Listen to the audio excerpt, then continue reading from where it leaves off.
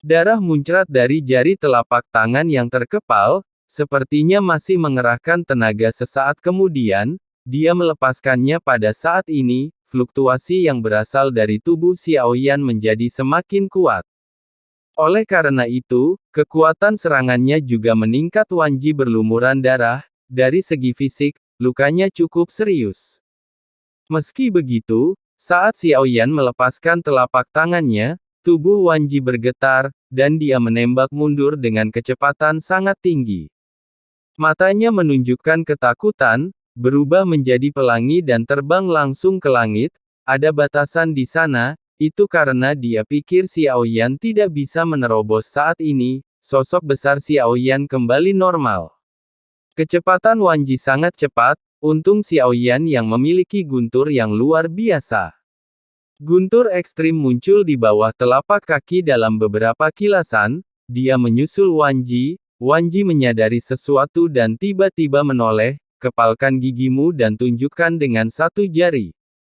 Jari-jarinya juga meledak di bawah jari ini saat ini, dia tidak pernah menyangka Xiaoyan akan sekuat itu, sekarang dia hanya bisa mencoba yang terbaik untuk melihat, apakah dia bisa menghentikan Xiaoyan. Kenapa kamu pergi sekarang? Suara Xiaoyan meledak di belakang Wanji. Tinju yang seperti gunung itu meraung, dengan suara itu jari Wanji hanya menyebabkan tinju Xiaoyan sedikit terhenti. Meski pukulannya terus melesat ke arah Wanji, Wanji ingin melarikan diri, tapi saat ini cahaya menyala di mata Xiaoyan, Wanji hanya merasakan ada cahaya terang di depan matanya. Kemudian kegelapan di sekitarnya datang ke arahnya, untuk menelannya. Setelah itu, Wanji tidak tahu apa-apa lagi. Dia sangat bingung, berjuang dan takut, belum pernah ada perasaan krisis yang begitu kuat. Saat dia membuka matanya berubah menjadi darah, kemudian nyala api membumbung ke langit, dia tidak bisa merasakan tubuhnya karena semuanya dicabik-cabik oleh Xiaoyan. Saya tidak tahu cara membunuh Dewa Abadi saat ini, kata Xiaoyan. Wanji, yang tubuhnya hancur berkeping-keping, diseret ke telapak tangan raksasanya. Gunakan telapak tangan Anda sebagai tungku, menyempurnakan tubuhnya dengan apinya sendiri, keabadian Kaisar tetap abadi, pada waktunya masih akan dibunuh, dan bagaimana dengan keabadian para dewa? Xiaoyan tidak mengetahuinya, jadi mari kita coba Wanji sekarang. Dengan cara ini, kita dapat lebih memahami keabadian Tuhan. Xiaoyan ingin tahu cara membunuh Dewa Abadi, pada saat ini. Jantung api memancar dari Xiaoyan, kekuatannya juga luar biasa dahsyatnya. Nyala api seperti itu sepertinya melelehkan seluruh dunia. Suhu yang sangat panas mencakup ribuan mil di sekitarnya, sepertinya tempat itu berubah menjadi gunung api dalam sekejap. Dilihat dari jauh, nyala api di telapak tangan Xiaoyan tampak seperti menahan matahari. Tubuh Wanji berada di bawah suhu yang sangat tinggi masih meleleh, meski akar teratai patah. Xiaoyan meningkatkan kekuatan apinya dalam nyala api. Tubuh Wanji akhirnya meleleh seluruhnya. Xiaoyan khawatir masih terus menyala dalam waktu lama sebelum apinya padam. Tak ada satupun bagian tubuh Wanji yang selamat, semuanya berubah menjadi abu di telapak tangan Xiaoyan. Tidak ada jejak Wanji lagi, hanya tersisa bayangan bayi emas seukuran telapak tangan. Pada saat ini, dia tertidur lelap.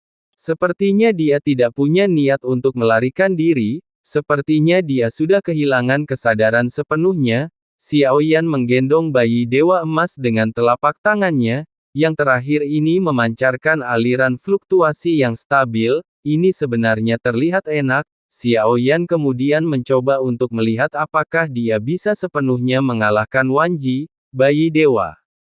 Di bawah pengaruh kekuatan jiwa Xiaoyan, tidak bisa menyentuhnya sama sekali, tepatnya, aku tidak bisa merasakan keberadaannya. Itu seperti bayangan serangan apapun tidak berpengaruh, apakah ini keabadian Tuhan? Petik 2.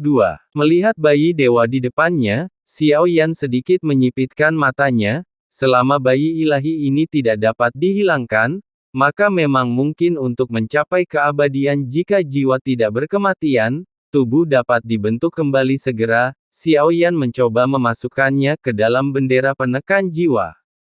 Bayi dewa ini masih belum cukup baik dan saat Xiaoyan melambai dengan telapak tangannya, mereka semua melewati aula baik tubuh maupun jiwa tidak dapat menyentuhnya. Keabadian Tuhan benar-benar dapat mencapai keabadian abadi, dalam waktu dan hidup dan mati berada di luar hukum. Akankah itu menjadi eksistensi yang tidak akan pernah bisa dibunuh? Petik 2. Xiaoyan menatap bayi dewa di depannya menunjukkan keraguan. Bayi dewa emas Wanji melayang di udara. Xiaoyan tidak bisa dihilangkan, saya tidak bisa mengambilnya, itu akan tertahan di udara selamanya. Tepat di sebelah bayi ilahi ini bola cahaya perlahan muncul.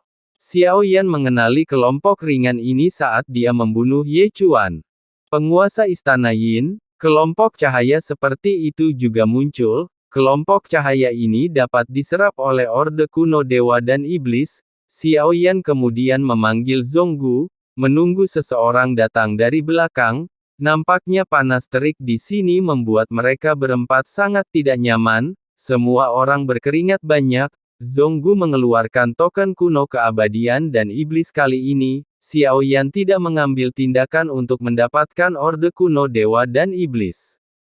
Sebaliknya, seluruh proses diserahkan kepada Zhonggu setelah mengalahkan Orde Kuno Dewa dan Iblis. Kelompok cahaya mengalir ke dalam tatanan kuno makhluk abadi dan iblis. Meskipun jejak pada token kuno iblis abadi ini tidak bertambah, namun penampilannya telah berubah. Tatanan kuno yang tidak teratur dari makhluk abadi dan iblis sepertinya itu pecah menjadi dua sekarang. Token kuno iblis abadi ini sepertinya memiliki beberapa sudut membulat. Tampilannya pun berubah, lebih lengkap dari sebelumnya. Xiaoyan memandang Orde Kuno Dewa dan Iblis. Kilauan di mata, sepatah kata dari alam dewa kekacauan Orde Kuno Dewa dan Iblis belum lengkap. Melihat tatanan kuno makhluk abadi dan iblis di depanku, Xiaoyan tiba-tiba mengerti, ternyata Ordo abadi dan iblis kuno yang lengkap perlu ditingkatkan. Lihat saja tatanan kuno makhluk abadi dan iblis di depan saya, jika bentuknya lingkaran jadi sekarang hanya 1/5 saat ini. Mata Xiaoyan tidak tertuju pada bayi dewa Wanji.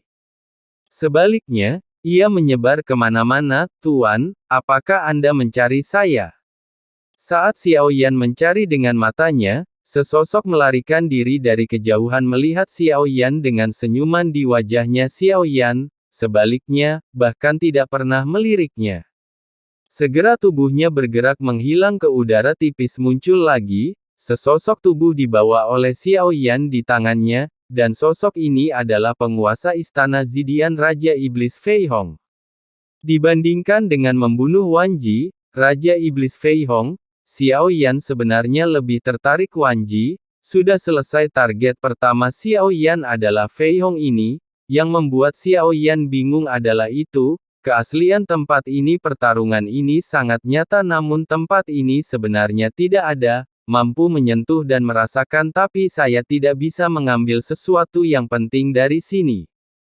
Jadi meskipun Xiaoyan, Raja Iblis Fei Hong, bisa mendapatkan kembali kendali, tidak ada cara untuk menghilangkannya dari dunia yang luas ini. Cimi, apakah ini benar atau salah? Xiaoyan baru saja berbalik sekarang. Sosok dengan senyum minta maaf di wajahnya adalah Cimi, yang menyelamatkan Xiaoyan di saat kritis. Dunia hebat sudah lama musnah, dalam ingatanku tempat ini sudah menjadi dunia yang hebat sejak dahulu, kala sederhananya kita semua berada di dunia masa lalu, yang luas. Apa yang kita lihat semuanya dulunya merupakan alam yang sangat besar sudah lama hilang, jadi, inilah kebohongannya. Petik 2.